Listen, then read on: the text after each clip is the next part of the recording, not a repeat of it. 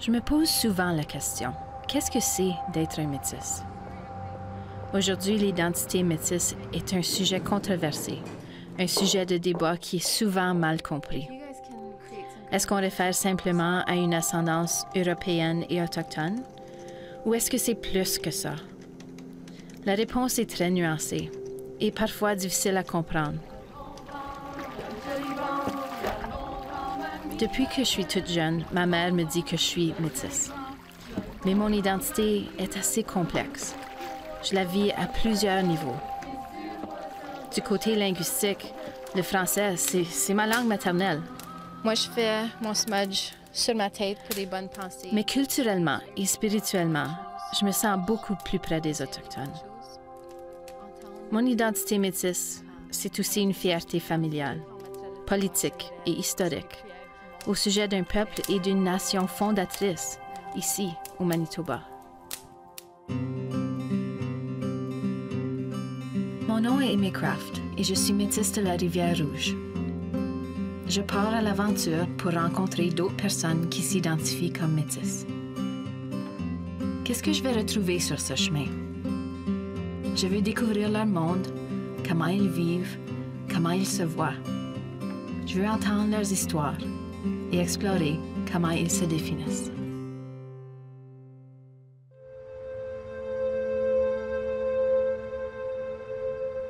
Avant de commencer mon voyage, je rencontre ma grande-tante, Augustine Abraham. Elle est très impliquée dans la communauté métisse. Allô? Comment ça va? Ça va bien, toi? Oui, ça va. Mais ça fait longtemps qu'on s'est vus. Chaque fois que j'entreprends un projet sur mes racines et mon identité, j'aime la visiter pour obtenir ses conseils. Oui. Des spéciales. Oui. Oh, je suis vraiment contente de te voir. Oui, ça fait bien. Est-ce qu'il y a quelque chose que tu peux me dire au sujet des métis, quelque chose que tu penses que je devrais savoir quand je commence ce projet ici? Que tu devrais savoir à l'avance. Découvre, plutôt que de savoir. Dans quel but fais-tu ces interviews-là? Je pense que je veux vraiment juste mieux comprendre qui sont les métis, puis comment les métis ont vécu, puis comment ça va peut-être continuer dans l'avenir. Comme qui sont les métis aujourd'hui? Ça, c'est une question, il y a beaucoup de différentes réponses. Pas tout le monde peut se mettre d'accord. Puis je pense une façon de découvrir qui sont les métis, c'est de parler du passé, mais aussi parler aux gens aujourd'hui pour savoir qu'est-ce qu'ils sont en train de vivre. Tu peux pas rester sur le même point, là. Il faut que tu voyages. Si on pouvait échanger de place, puis c'est toi qui allais faire l'aventure, puis parler à tous ces gens-là, c'est une question que tu leur demanderais? T'aimes-tu comme tu es? T'aimes-tu ce que tu es devenu? T'aimes-tu comme tu es, là? Sinon, fais le changement toi-même. Merci. C'est des bons conseils. Continue. Continue de faire ce que tu fais. Parce que moi, je te vois pas aller de travers, là. Je te vois aller tout droit, tout le temps, tout le temps. Merci. T'es capable. Surtout, t'es capable. Voici mon arrière-grand-oncle, Louis Riel. Il est sans doute le métis le plus célèbre de l'histoire. Un personnage à la fois inoubliable et controversé. Louis Riel, c'est le père fondateur du Manitoba. Ses accomplissements ici, à la Rivière-Rouge, en 1870, ont fait que nous sommes la communauté métisse la plus reconnue au Canada. Les Métis de la Rivière-Rouge ont pendant longtemps été considérés la nation métisse du Canada. Mais je me pose la question, avec l'augmentation du nombre de personnes qui s'identifient comme métisses aujourd'hui, est-ce qu'on peut dire qu'il y a maintenant plusieurs nations métisses au Canada?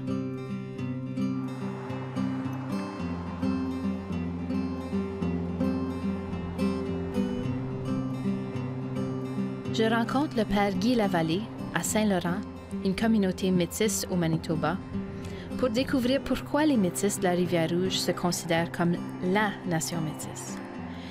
Et je veux aussi entendre sa perspective sur l'identité métisse, une identité qui est souvent remise en question au Canada.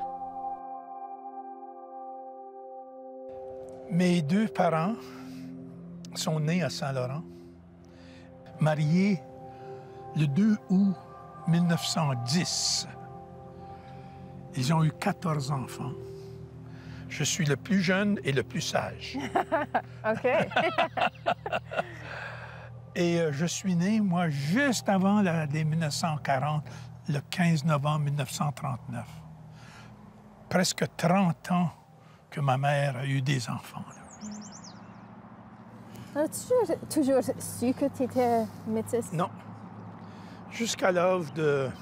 Quand je grandissais puis vivais à Saint-Laurent, moi, personnellement, j'ai jamais ressenti, là, bon, je suis un métis, puis j'ai une culture métier, puis j'ai une langue métier. La question ne se posait pas. Quand je suis arrivé au Juniora, la première chose que j'ai découvert, c'est que je ne parlais pas le français comme les autres. On m'a ciblé différent à cause de ma langue. Pas la manière que je m'habillais, pas la couleur de ma peau, mais à cause de ma langue. Je me demandais, pourquoi qu'est-ce que les autres rient de moi? Y a-t-il quelque chose de mal de parler ma langue métif? J'ai ressenti ça d'une façon très, très négative, comme si on m'amoindrait dans ma culture, comme si on me... C'était beaucoup de cynisme là-dedans.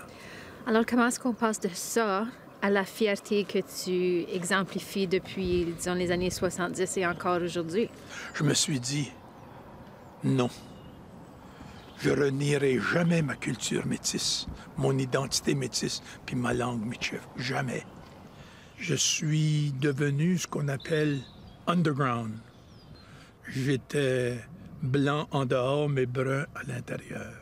J'ai gardé mon identité métisse à l'intérieur, mais à l'extérieur, je parlais comme les autres pour me faire accepter et puis pour cheminer vers mon idéal. J'étais plus ou moins décidé déjà de devenir prêtre. Alors j'ai payé un prix culturel très, très cher pour devenir prêtre catholique.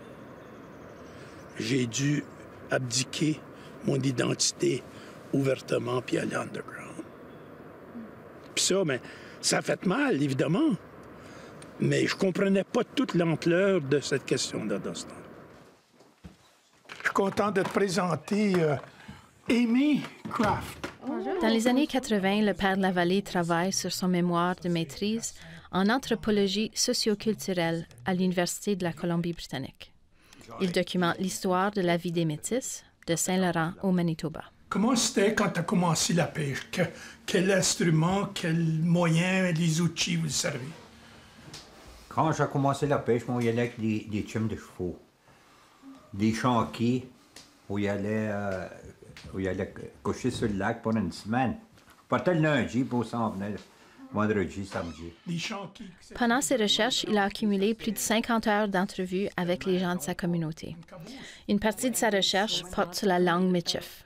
On avait honte de parler parce que moi, on disait qu'on parlait mal, puis ça fait qu'on essayait de ne pas parler. On parlait en anglais parce que on parlait trop mal. Le monde riait de nous, de la manière qu'on parlait. Ça fait que moi, j'ai vécu ça, j'ai passé à travers de ça. Puis... La chose qui m'a surpris peut-être le plus, c'est comment les Métis de Saint-Laurent ont persisté à préserver leur identité puis leur langue malgré les facteurs extérieurs négatifs qui les influençaient. Ça prouve qu'ils avaient une cohésion interne, une solidité interne, une solidarité interne qui n'était pas connue des gens de l'extérieur.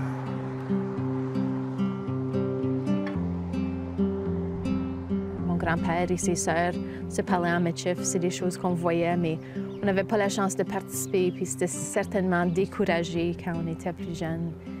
Puis d'entendre et de pouvoir comprendre les gens qui se parlent en Michif comme ce matin, ça fait du bien. Ça fait quelque chose au cœur. Ça donne un sentiment de faire partie de quelque chose sans nécessairement même le savoir ou savoir comment on en fait partie. D'entendre la langue puis de participer dans une discussion où on voit utiliser la langue, ça fait du bien.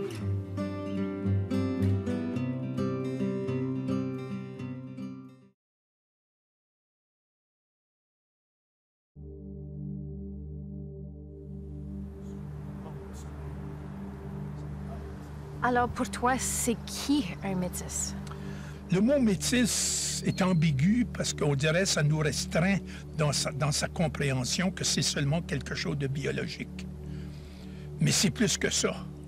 Il faut connaître son histoire. Il faut appartenir à une communauté métisse. Il faut être capable d'avoir la capacité de s'auto-identifier comme métis, sans avoir honte puis sans avoir peur, comme c'était dans le passé. Moi aussi, j'avais peur dans le passé quand j'étais au juniorat. C'est pour ça que je suis allé souterrain. Et qu'est-ce qui arrive pour un jeune qui a un côté de sa famille qui est métisse et qui a une autre identité culturelle ou linguistique qui vient de l'autre côté de sa famille? Ça, là, c'est une question très épineuse aujourd'hui. C'est pas aussi simple que dans mon cas. Le Métis Federation base la définition des métis sur la section 31-32 de l'Acte Manitoba qui disait que les métis avaient une base légale ici à la Terre. Notre identité métisse est basée sur cette base légale-là. Alors donc, ça serait les descendants des métis qui existaient, qui vivaient à la Rivière-Rouge en 1870. Oui, qui faisaient partie du script, par exemple, qui ont reçu des scripts et tout ça. Mais est-ce que c'est un script qui te donne ton identité métisse? Non, c'est la base légale là, qui donne notre identité légale et politique. Il faut avoir une identité politique et légale pour avancer dans la vie. Une identité culturelle, qui ça veut dire danser puis jouer le violon, c'est bien beau, ça. Mais ce sont des choses que je nie pas qui sont importantes. Mais pour négocier avec les gouvernements, pour avoir une certaine capacité de négocier, il faut avoir une base légale et politique. Ces définitions légales et politiques remontent à 1869, ici à la Rivière-Rouge. À cette époque, les Métis sont majoritaires. 12 000 des 15 000 habitants sont des Métis. Quand la Compagnie de la baie d'Hudson vend la terre de Rupert au Canada, les Métis de la Rivière-Rouge craignent que leurs droits soient ignorés. Ils ne veulent pas que leur terre devienne un territoire du Canada. Ils veulent une province, celle qui se nommera le Manitoba. Pour en découvrir plus, je rencontre Denis Gagnon, titulaire de la chaire de recherche du Canada sur l'identité métisse, ainsi que Louis-Pascal Rousseau, chercheur en histoire. L'image de l'arpenteur qui arrive à la barrière est une image symbolique. Pourquoi? C'est là qu'on va opposer la civilisation à la sauvagerie. Le civilisé arrive, on va arpenter la terre. Non, nos terres sont déjà arpentées. Très bien. Avez-vous vos titres fonciers? Non, on n'en a pas besoin. Très bien. Partez, débarrassez. Vous quittez le territoire. Non, on ne veut pas quitter le territoire. On a des droits, on est ici depuis longtemps et tout. Donc, rapidement, les Métis vont se regrouper, vont faire un gouvernement provisoire. Sous la direction de Louis Riel, les Métis mettent en place un gouvernement provisoire dans le but de négocier les conditions pour permettre leur entrée au sein de la Confédération canadienne. Ils rédigent une liste des droits des Métis, qui est ensuite envoyée à Ottawa.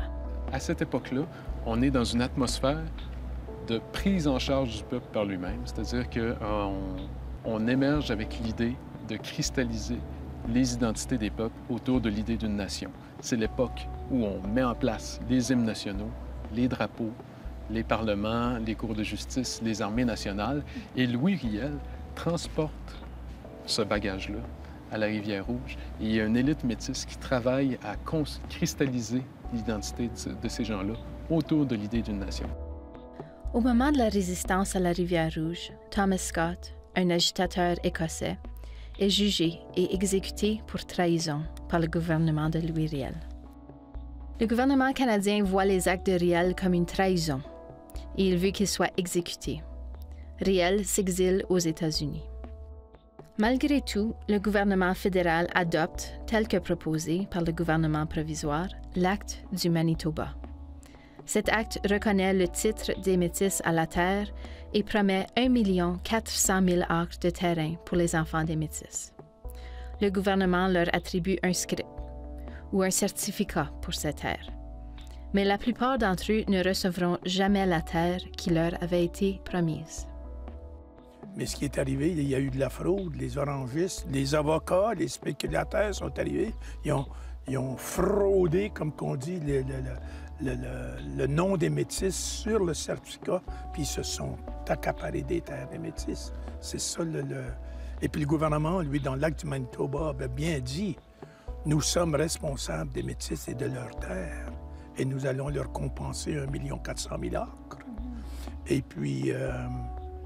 mais c'est pas ça qui est arrivé, c'est justement là, il y a eu la fraude. Je ne peux qu'être fière de la vision qu'a éprouvée Riel, qui est mon arrière-grand-oncle.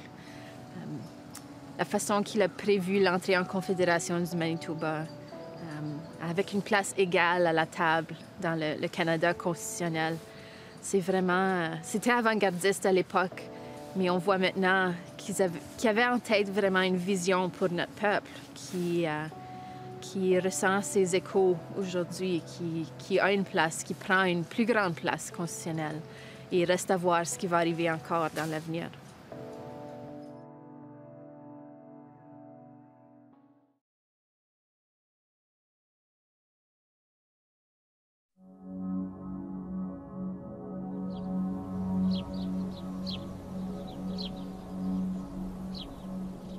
Vers 1884, les Métis qui étaient ici à Batoche recommençaient à revivre les mêmes choses qu'ils avaient vécues à la Rivière-Rouge, d'où ils étaient vraiment exilés. Les pressions sur les terres, l'ouverture vers l'Ouest canadien, le chemin de fer.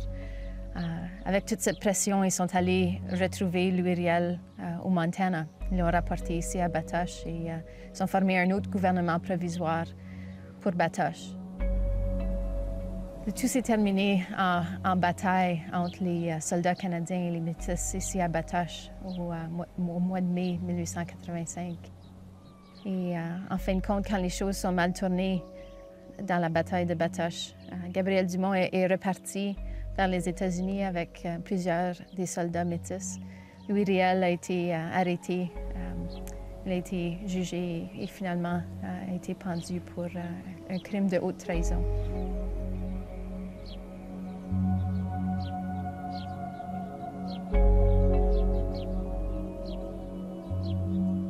Quand on était à Batoche, tu m'as dit que Batoche, c'était la renaissance du peuple métis. Qu'est-ce que tu voulais dire par ça? Une renaissance, d'abord, ça veut dire qu'il y a eu une certaine mort avant, une certaine crise, qu'il y a eu une certaine difficulté dans la vie d'un peuple.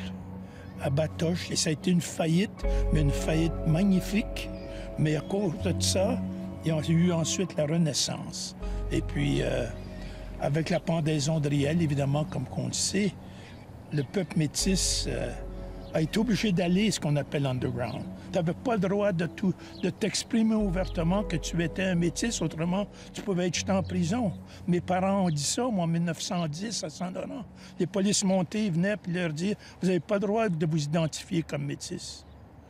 Vous êtes des traîtres contre la reine. » Dans les traces de Riel. Il y a des gens qui s'affichent comme métis, qui ne sont pas de la Rivière-Rouge, qui ne font pas partie de cette communauté qui a hérité des scripts et qui se rattache à l'acte du Manitoba. Ouais. Est-ce qu'ils sont moins métis? Peut-être. Si ça dépend à quoi ils s'identifient. Au Québec, en 1970, lorsqu'on a essayé d'organiser une organisation métisse nationale de toutes les provinces. Le Québec n'était pas représenté. Comment ça se fait qu'il n'y a pas de métis au Québec, puis il y a des Canadiens français par-dessus de la tête, là? Puis il y avait des Indiens, là. Il y a eu certainement l'accouplement entre les Indiens et les Français qui sont venus de l'Europe avec les femmes indiennes au début de la colonie. Ça n'a pas de doute, ça.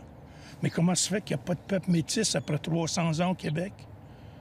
Hein? C'est une question qui mérite d'être posée. Ces histoires puis ces politiques qui se développent, elles sont différentes pour les Métis de la Rivière-Rouge que pour les Métis dans l'Est. Oui, beaucoup, parce que dans l'Est, ils n'ont pas eu la chance de s'affirmer. Les gouvernements ne l'ont pas permis, en commençant par la France, en commençant par les gouvernements québécois subséquents. Ils n'ont jamais permis aux Métis de s'identifier, puis de se grouper, puis de former une image collective de soi. Mais il y a des gens au Québec qui diraient qu'ils sont métis. Aujourd'hui, ils sortent du bois, comme plusieurs le font ici, au Manitoba. Il y a beaucoup de Canadiens français, tout d'un coup, qui s'affichent comme métis. Dans le passé, il y a plusieurs métis qui avaient peur d'être identifiés avec le côté indien de leur identité. Ça, c'était une honte, ça. Il y en a au Manitoba ici. Il y en a des Canadiens français qui ne veulent pas s'identifier avec le côté indien de leur identité. Ils vont s'appeler les Métis canadiens français, par exemple. On n'appelle pas les Métis canadiens en français, Métis anglais, Métis écossais, Métis sauteux, Métis qui. T'es Métis à plein temps ou tu l'es pas. T'es pas un Métis trait d'union. Ça n'existe pas, ça, en réalité. T'es métis ou tu l'es pas, à pure laine. Alors, est-ce qu'on pourrait peut-être parler de nations, plusieurs, comme pluriel, de plusieurs nations métisses au Canada? Non, je pense pas. Il y a une nation métisse au Canada, c'est celui de la Rivière-Rouge et de Batoche, avec le script.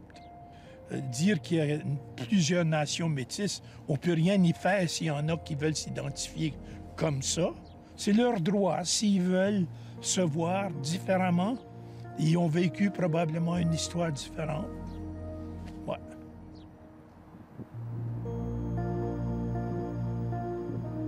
Cette idée d'une nation, d'identité et d'histoire porte à confusion.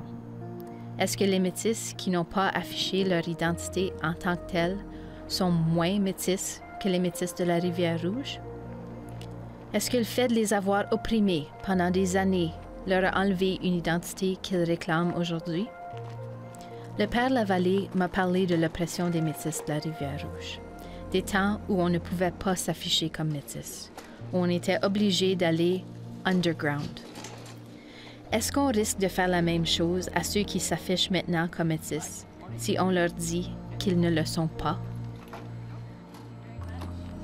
Je veux aller à la rencontre de ces autres Métis.